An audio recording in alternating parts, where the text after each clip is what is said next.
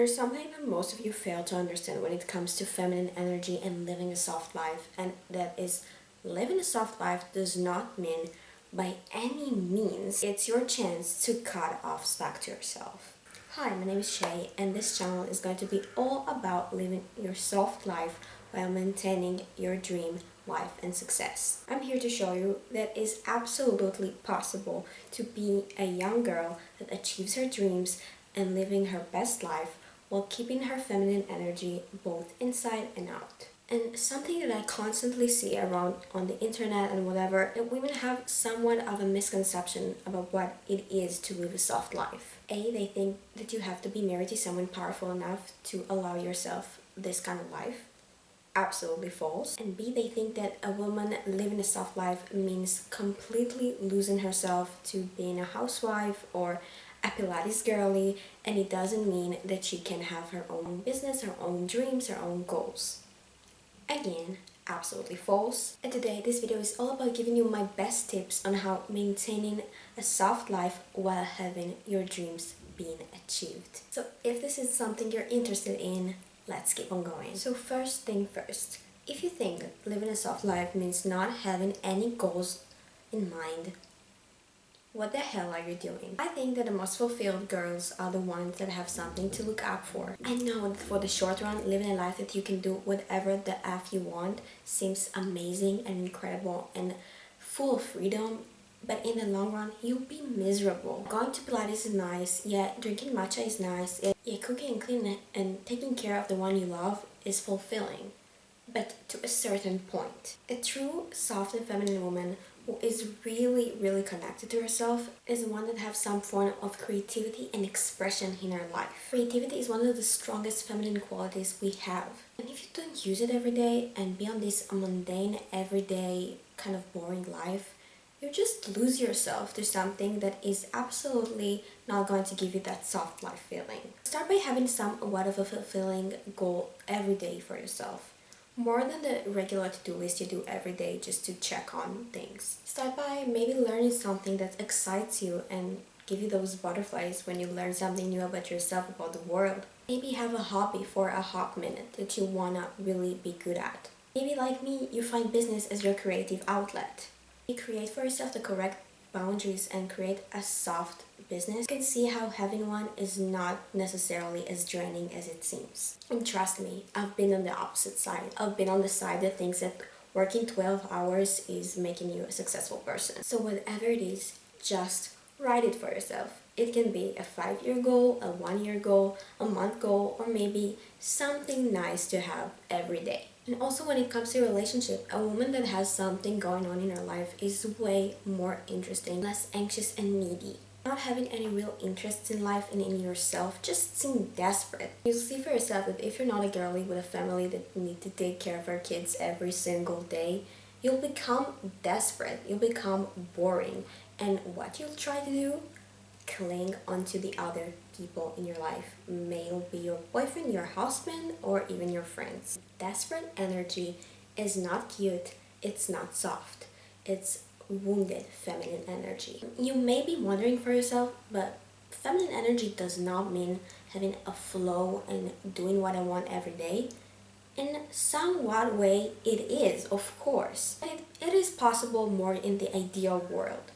And most of us are just young women, maybe not in the position where you have millions upon millions of dollars to take care of you and you can do whatever you want. So yeah, you need some type of management in your life because you need to create somewhat of a life for yourself. And will you be able to take care of yourself by any means, by your habits, by the way you work out, the way you eat, your to-do lists, goals, your achievements in life, then you can have that laying back energy because you created that masculine boundary for yourself that allows you to go back and then flow, then take care of yourself, then go shopping because you built yourself a certain life that with those boundaries feels safe. And when you feel safe, you have the room to flow. And what do I mean by that? You should manage your life. The goals should not be just a thing in your head because right now we said you should aim for goals, but those goals should be written, and managed every day in somewhat way. Maybe it's a to-do list, maybe you like Google Calendar, you just like writing it on a cute note that you can see every day. But the important part for keeping your feminine energy is not stacking up so much things to do in one point. By that I mean, don't schedule yourself something from 10 to 11 and right after that a 3-hour session of work. Keep space between things that you do. That flow we're talking about is kept safe. You're able to be mixing and matching all the things that you have to do in the day, considering how you feel. Maybe you wrote that task or that meeting 3 days ago, but then you woke up and felt something different or something came up. When you have enough space to keep mixing and matching when things are happening around your day, also having the space to take care of yourself, to breathe, have some pauses between tasks, meetings, and errands, you'll feel way better, way calmer. You're not going to finish the day as drained as you usually do.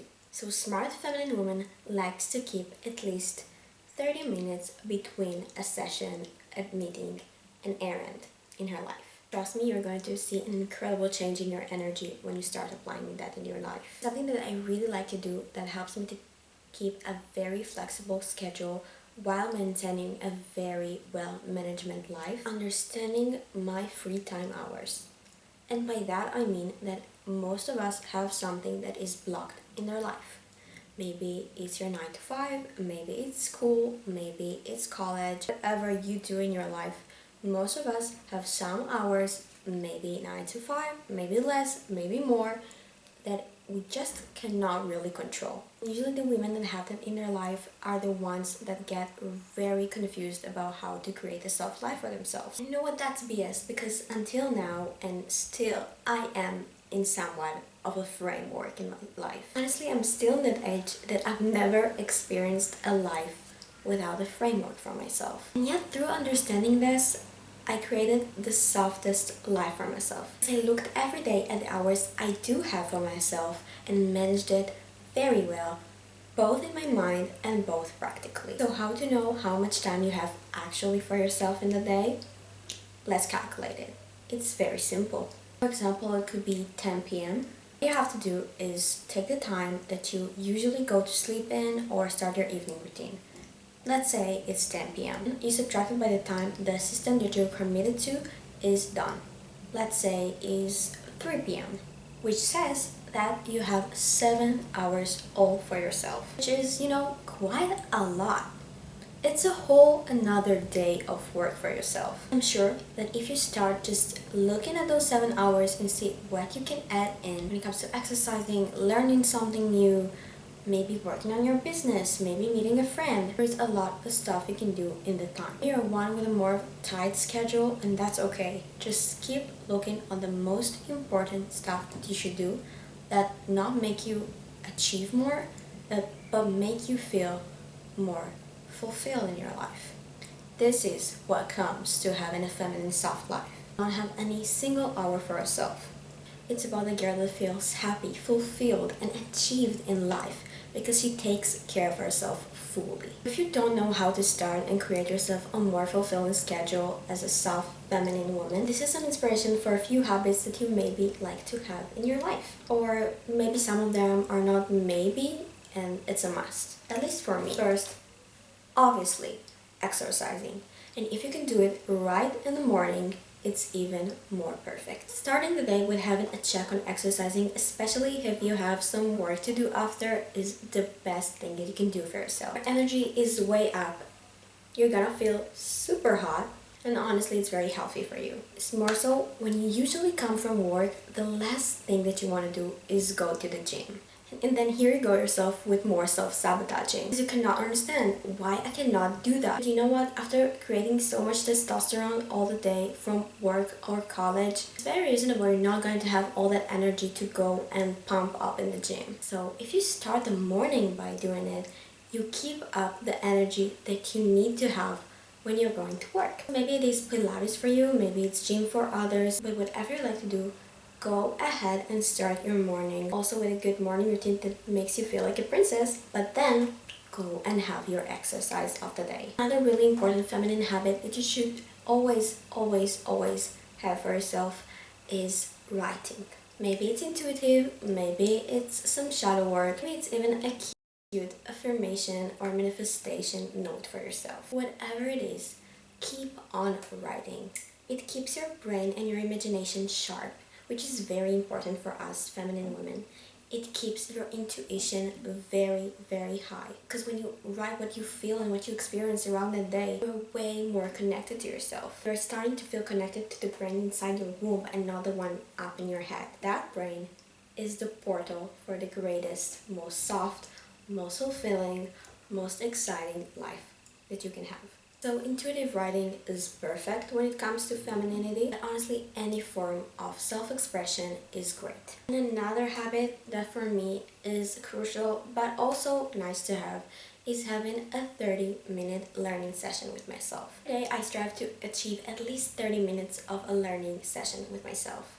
Usually I do it through YouTube, exactly like you do right now. I feel like YouTube is the best form of learning. The YouTube girlies just get me and always create the best things for what I need to learn at the moment. Maybe I'm going to be that girly for you from now on. I would really like to have that honor. Maybe it's YouTube for you, maybe it's reading, maybe it's an online course that you purchased literally 3 months ago and forgot that it's in your email. But reach for that and actually schedule it for yourself in the time that you feel the most calm and most open to learning new things. For me, it's right when the time of my evening routine comes up.